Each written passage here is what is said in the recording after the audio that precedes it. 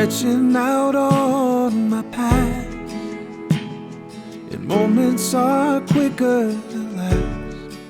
Thank you so much for having us out to Miracles in Motion. We're excited about the opportunity to be here and share what you do. Can you please give us your name and what you do out here and tell us about Miracles in Motion? Okay.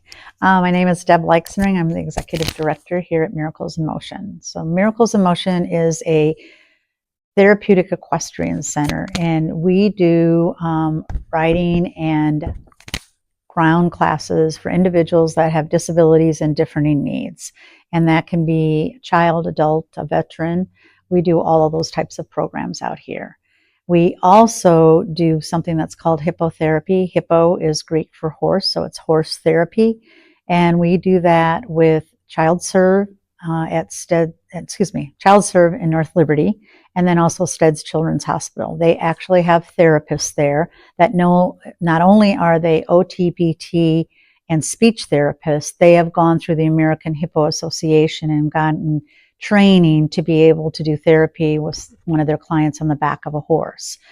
We are a PATH center. PATH means that the title is PATH, which is Professional Association of Therapeutic Horsemanship.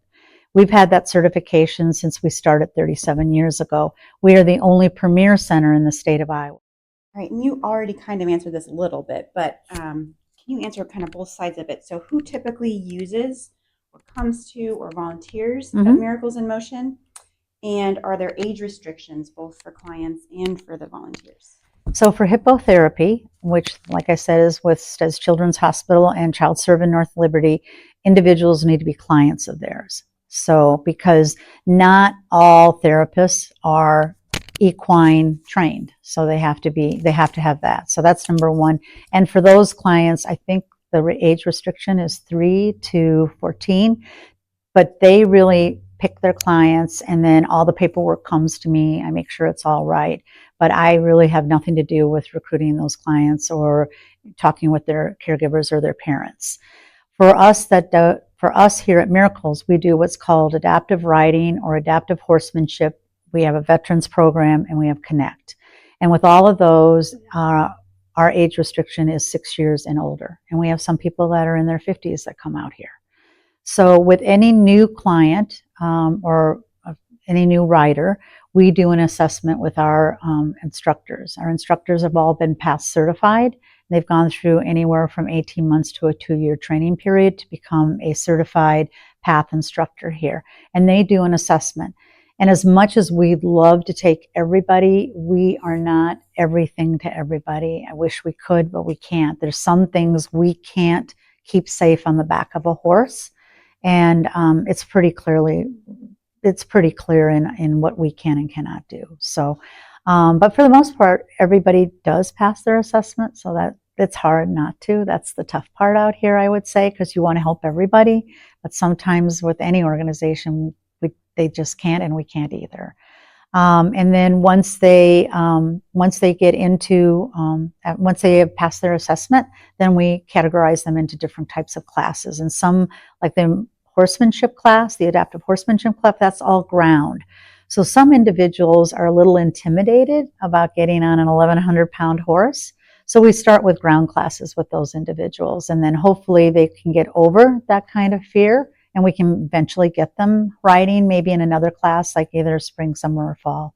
And then adaptive horsemanship is all ridden. They're on the saddle. And then Connect that I mentioned, that can be for, an example would be somebody that has a family member that might have cancer or dementia, and they're taking care of them. So it's not only for the individual that has the chronic disease, but then it's also for the caregiver. And that's all ground class. Because what we're finding out with mental health is that mental health, obviously, as we know in the United States, exponentially is just skyrocketing in all genres of the care world. And we're finding it out in therapeutic riding and therapeutic horsemanship too. And so our PATH organization has actually made a training, and it's for it's for mental health, and that's all ground. And we've got 2.5, almost 3 people trained in that. which is lovely. So what we're finding out that even people being near a horse and just, either grooming them or leading them and walking with them is getting just as much satisfaction and help with what they need than being in the saddle. So we do that with Connect, and then we have two types of veterans programs. One is where they're 4 weeks on the ground, and then 2 weeks we teach them how to ride. And then another one is a 4-week program where it's all on the ground. So it just depends on what the veterans want and what that looks With like. the mental health, can you explain more about how the horses, you were talking about how they know before you or anybody else knows what a person needs? It's interesting. So it seems like our horses, when we're saddling them up to go into the arena, our indoor arenas where we start all of our classes, it's like it's game on. Like they can be a horse in the barn, which sometimes isn't where you appreciate some of the antics they might do. But the minute we cross over that alleyway and open up that gate, and they see those individuals at the end of the arena, it's like game on. It's just amazing to watch them, and just how they just settle down, and that they're in sync with their rider and what that horse leader is telling them to do. So horses are just, well, they've been around for millions of years, and they are just amazing creatures. And we do have, on the side note, we have 3 barn cats that they love when class time is, and they see the cars coming up to the parking lot and the riders getting out of the cars, and they'll go into the barn, into the indoor arena, and they'll just sit on the bench and they'll just let people pet them. And that is almost where that's calming for that rider or that family member, just to sit there and pet the cats. And so there's just so much. I feel like that Miracles, we're fortunate here. We have so many different senses that help those individuals. So it's not just the horse, but it's being out on this 77-acre farm. It's the wind, it's the birds. At night, you can see some deer going into the cornfields. Planes, we're close to the airport. You can hear planes going over. The wind, the feel of the sun, just to look at the clouds. All of that is sensory, and all of that makes a difference to somebody. You've talked about different programs that come out here, but when we were on the phone, you mentioned that there are certain times of year that your program is open and certain times that it's not. Yeah, our programs go, our indoor arena is not heated. So it's Iowa. So we go from the 1st of April to the end of October.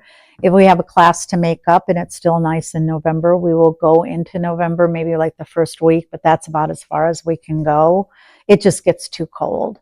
And I think in a way, I know there's been conversation about, do we need to heat our arena? Do we go all year round?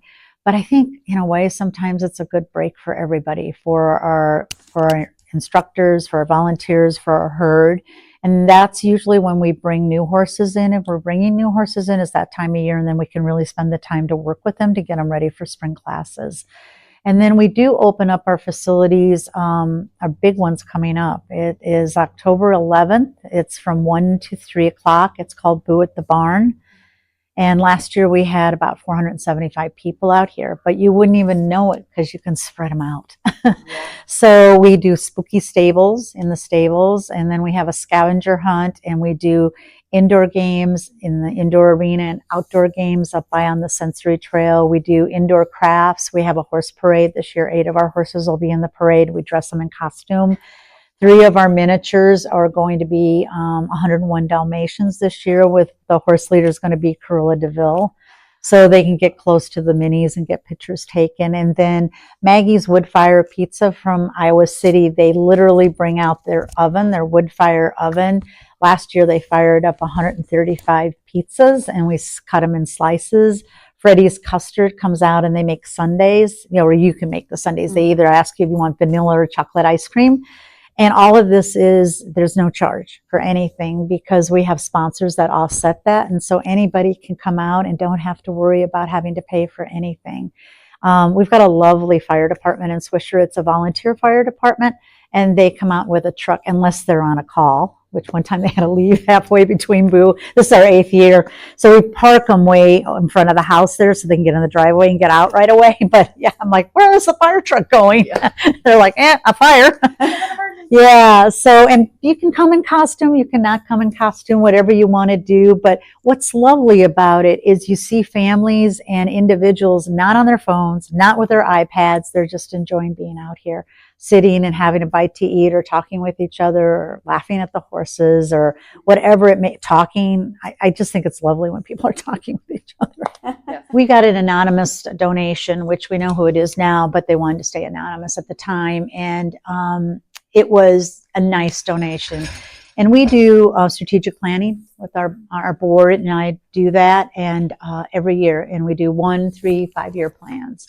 And our barn was original to this property, which was the early 1900s. Matter of fact, the house is a Sears and Roebuck, where you ordered it in the catalog and it came in on the rail, kind of like Legos, and then you build it. So anyway, but the barn had, when Miracles purchased this property, the barn wasn't as big, and they added onto it.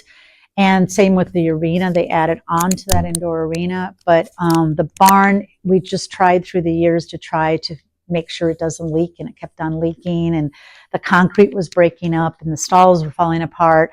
And so it was like our 5-year plan to, build a new barn. And when we got that anonymous donation, it was kind of like, this is a sign. We need to think about this now. So we put the money into a CD, and we really talked, our whole board talked. We had a whole lot of committees, a lot of different people were involved. And we got actually the Greater Cedar Rapids Community Foundation to come out and talk about, what that could look like for us. Are we in good shape to do it? We showed them all of our financials. And it just took off. And so that board behind you is everybody who donated money. So it's, we wanted to make sure we recognized everybody. And then that board over there, those were our subcontractors, and they either donated money, product, or time, which was just lovely for all of them. And we could not have done any of this if it wouldn't have been for that board and our volunteers. We demolished the old barn at the end of our classes in October, and we lived in that arena for not only classes, for chores, for working out with the horses from October until the following July. So the first horses didn't go through this new complex until July of 2024. So we've been in this a little over a year now. So what you're in now is the clubhouse. We never had anything this big to train our volunteers. So our volunteers, they get trained every year, whether they've been with us 1 year or 37 years, because we want to make sure that anything that we may have added, that they are aware of that and self-aware. So it's really nice. We can do the PowerPoint that we go through with them up here, and this is also heated and cooled. So when they're doing either classes or chores and they need a break, in the summer they can get cooled down in here, in the winter they can get warmed up. So this is just like a game changer. So that's Memphis. He's getting rehomed. Isn't he beautiful? Yeah, he is. Hi there, buddy. Hi. You want to say hello to everybody? Hi. Hi, sweet horse. Hi. You're not going to talk to me today? You know something's up, don't you? That's Memphis. So here, I'll show you our tack room. They all have different personalities. They all look different. They act different. But it all works. This is our tack room. Our previous tack room was about a third of this. We had tack in the house, upstairs, downstairs. We had tack in a tack room, or a tack shed that leaked water. So we are just in heaven in this. This is just lovely. So all of our horses, they are, we have a saddle fitter that comes twice a year. They get fitted in the spring before classes start. And then again, about midsummer, in case they either lost weight or gained weight. We do weigh our horses every month. But we have all of our saddles numbered. So these are the leathers that go through the stirrup that you put onto an English saddle. And you can tell that each stirrup is different, the different colored stirrups, like the blues, the reds, the red, blue. They're different sizes for the foot. And you want to make sure that their foot can slide out of there, because if you had to make an emergency dismount, which we teach that, these kick off real easily because they're rubber. Whoops, see how easily they kick off, but you don't want that foot to get stuck in there. So that's what that is for. And then we use rainbow reins, they're called. And if they can hold on to a rainbow rein, we ask them to go either to a pink or a yellow, orange or green, whatever it may be. Whoops, I'm trying to untangle this one. Some of ours cannot hold on to reins. The atrophy in their muscles just can't. But sometimes after so many classes, all of a sudden that starts giving, and they can, which is, sometimes we always say that we teach to ride to the best of their ability. And that can be, look at different things for different people. So our instructors have to be very flexible of how they do a lesson plan for the classes. So, and then these are what the girths are. That's what keeps the saddle pretty much on. And then we have individual saddle pads for all of our horses. And with all of them, they have their names on their hangers because of all of the different volunteers we have. We have to do that. These are what we use in our hippo classes. They're bareback pads because a lot of times the therapists want to move their clients around, and if they're in a saddle, it's a little bit harder to do. And then we use these singles here to keep that secure and safe for them. We're a bunch of city slickers. For those of us don't know what tack room means, does it just mean like where we house everything that is used to get a horse ready to ride. Okay. So all of our stalls, you can just with one hand click to shut, which is just lovely for our volunteers. This is just, you can't even believe what we came from to where we are now. It's lovely. It's all I can say. Nice. Yeah. Really nice. Our previous barn was 60 wide by 72 long. This is 72 wide by 144 long, this particular area here. And so now we can teach classes with individuals that are in a wheelchair. And this is a cross tie, so we hook this to a halter of a horse, and there's one on that side, and then somebody can be in a wheelchair here and have plenty of room. Previous barn, we couldn't do that at all. It would have been too dangerous. So all of our horses have buckets with their names. All of the horses have halter with their names on it, nameplates on them. That way, our volunteers can see what they need right away. That's so cool. This came from our old barn. These are the horses that we lost in the 37 years that we've been here. So from top to bottom. More history. Blaze was our last one. It was 2023. We lost him. So you can see out this way, our land goes all the way to the trees. On the other side of the trees is a creek. And this is something we're building. I call it Legoland right now, but it's going to be a manure compost.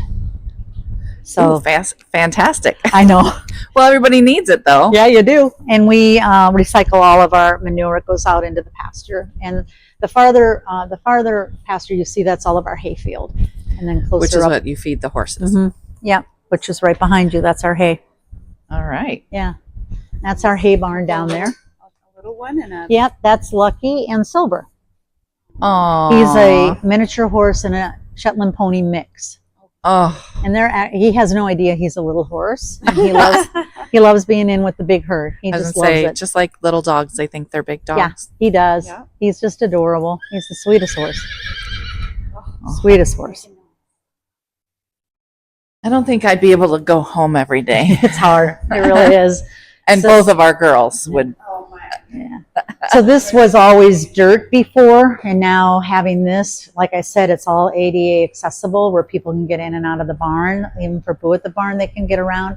It's just going to be so much easier for them. So this is all a firewall in here. These are all fire doors. So it's really, this was really well thought out, well protected for everybody. So that's Brett, and then there's another one of our miniatures. Oh, another mini. That's little guy, and that's Brett. He's stunning. He's got just a beautiful mane and tail. Do they have friendships themselves that they stay do. together most of the time? They'll make new friends, but horses are like people. They want to have a buddy. We never, unless somebody is ill and we want to keep them quarantined, we hardly ever put a horse in a pasture by themselves, just because they're herd animals. They're used to having somebody with them. That's just part of their DNA and who they are and what they are. But yeah, the only thing we don't have that is hard for people in wheelchairs is to get up into the sensory trail. In class, they're on a horse, but during like food at the barn, that is a little bit more difficult. So when you say the sensory trail, can you explain that? Yeah, I take you out there, but I think they're mowing right now. It's okay. So the sensory trail is, we have a garage door in here. This is where we start the classes in the indoor arena. And then there's a garage door heading west, and they come out into here. This is Aspen's arena, and we make sure that the horses and the riders are all good, because sometimes a horse may not like the wind or the weather or something, or the rider might not. We make sure everybody's good, and if they are, then we take them through that red gate there, and then that, where you see that wooden block there, that is actually a fish pond. It's with goldfish in it. And so you are asking them to lean down and look at the fish. So it's all core muscle work. And then when they go over that wooden bridge there, that's a whole nother way a horse walks on a wooden bridge. So they're moving, the movement is all different. And then you can kind of see, if you look through up there on the hill by those hay bales, there are big arches, and those have musical instruments on it. And there's cymbals, and then there is bells, there's a xylophone up there, and they're all horse height. So then they can lean over and then hit the different instruments. And again, it's all different core muscles, it's different ways they're using their arms. The other side of our pavilion there is a kind of like a horseshoe, I call it, and there's mailboxes that are different horse heights depending on what high the horse is. Okay. And then we'll put things in the mailbox like Beanie Babies or a toy or something. They have to reach in. And then they come around up by the pine trees. We have some like poles down on the ground, and it's going up a hill, so the horses have to step up and go over. Again, it's just working more muscles. And a trust. Yes. And then they go through what we call the car wash, and we ask them, touch the yellow, touch the, lift your arms up and touch the blue. And then they come back in here, and if we're able to dismount them here, then we will, because usually the parents are out here watching. And but if not, we go right back into the arena, and we'll dismount on the mounting ramp, which I'll show you. That's Lynx, and that is Taz. Hi. Hello, Lynx. Nodding to us. He's our tallest. He's like 16'3". He's our tallest horse here. We have a picture of him and our shortest. We've got a true miniature that's only about this tall. They were both in the barn one day, and Lynx was looking down at at Mr. C, and he's like, "What is that?"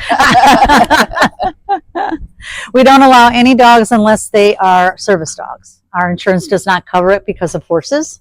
So we'll go in here. This we did this project, which we thought this was a lot, in 2020, because we couldn't have class during COVID, and so we had to keep busy.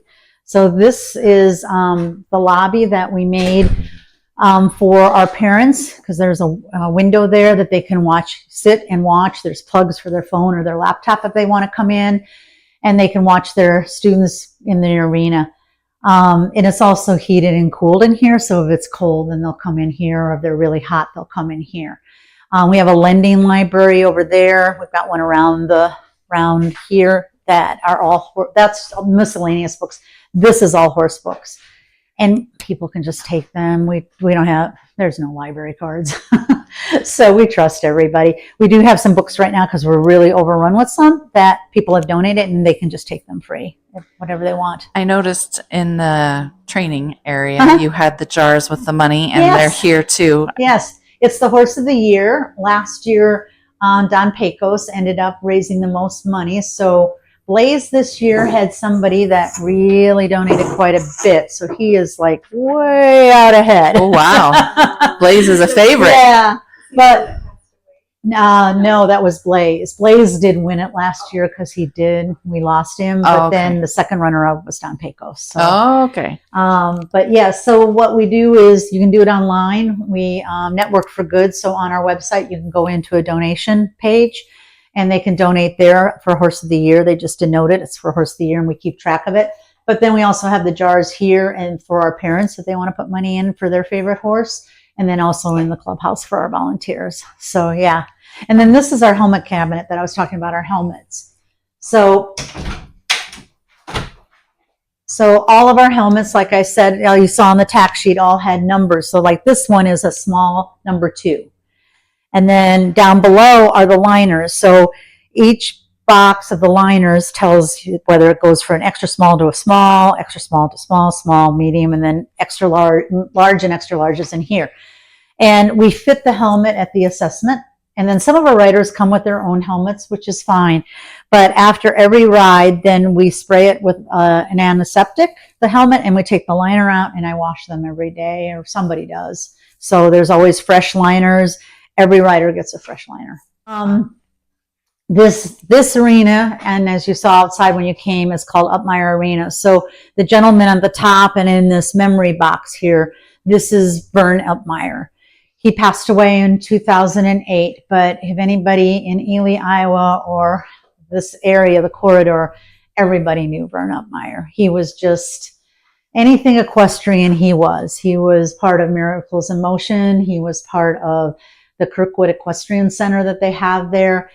And how Miracles started, he had heard about therapeutic riding, and there was a friend of his that had a daughter, Andy, who was disabled, and she was watching other children ride horses at his, because he had a riding stable. Matter of fact, when I was in high school, that's where I went to ride.